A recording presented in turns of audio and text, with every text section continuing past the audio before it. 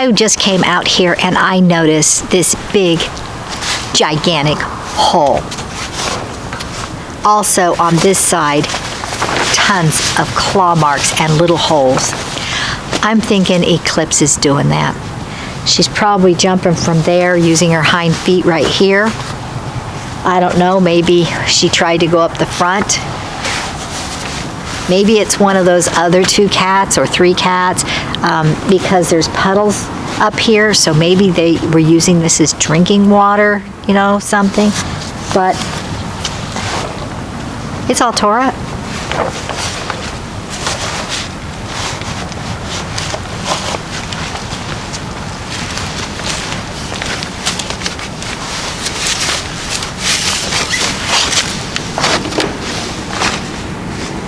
Yeah, there's some holes down below too on this side. So this is animal. This is animal jumping, either trying to jump up from here or jump from there to there and missing, but definitely animal. The rest of it is all intact. And this is, it's not that, you know, it's not that, it has to be somebody with claws. I was gonna say it's not that thin, but anyway, guess we're gonna have to replace it because these water tanks right here, you don't want them in the sun. You want them in a dark place, and so keeping them covered with, it protects the water that is in there. And so we will definitely have to go ahead and cover it again. We're gonna move these. Right now it's right here in front. We have one behind the garage that the rain gutter drains into, and we got to thinking about it, and it's a good place for the rain gutter to drain into it if we were desperate for water, right? And we have county water now, and so we could fill these tubs up with at least county water and start off with cleanish water and put a filtration system in there or something, but starting off with things that fall from the sky, the dirt, the dust, the leaves, the bagworms, starting off with all that stuff. We do have a filter trying to capture the stuff before it gets down into the tub, but the water is kind of disgusting, really, if you think about it. And but we wanted to start collecting water in the just in case, especially since at the time we didn't have any water to the property from the county, and so then that way we had water on hand to put out fires or to water plants that we need watering or the garden.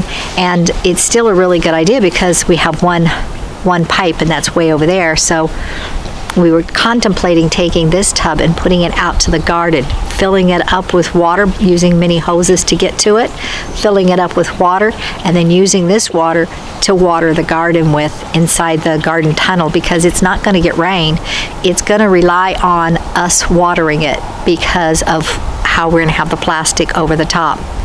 And it was kind of one of these weighing balances. Do we cover it and keep insects out, or do we leave it open, an open garden, so we can let the rain fill the buckets and self-water?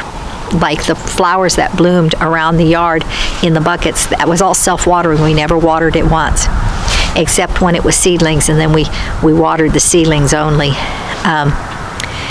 And they didn't do anything because, you know, whatever.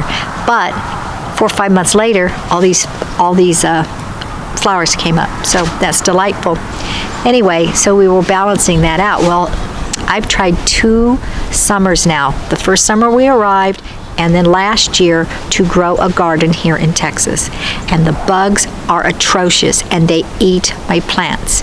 My potatoes, the grasshopper ate the potato plant leaves and things, which meant nothing could grow below because they require sunlight. Plants require sunlight. If you eat all the leaves, there's no sun getting up to them, no photosynthesis happening. Anyway, and then also squash bugs. They're like little beetles. They look kind of different at each stage, but they're massive, and in numbers, that is. And then what they call squash worms, and those are the worst. They're in the ground.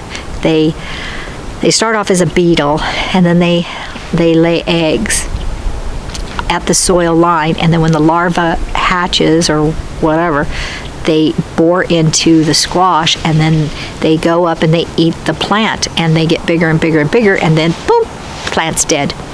And so I did end up with quite a few squash starts last year. They get about this big, and then they turn brown or black at the end and just shrivel and die, because I had those stupid worms inside the plant.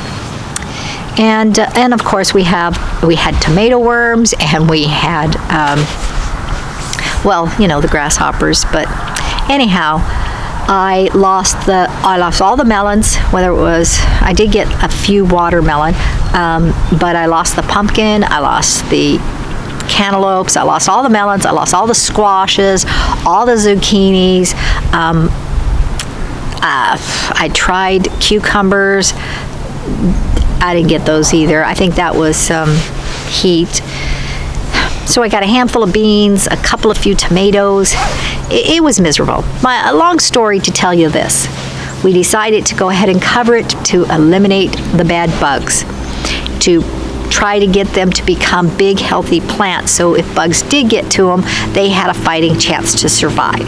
And with that said, we're going to have to water them by hand. So it's either we always have a big, long, connected hose all the way over there, which is not a good suggestion, or we use this bucket back there and we water from the bucket and only have to fill it up once in a while.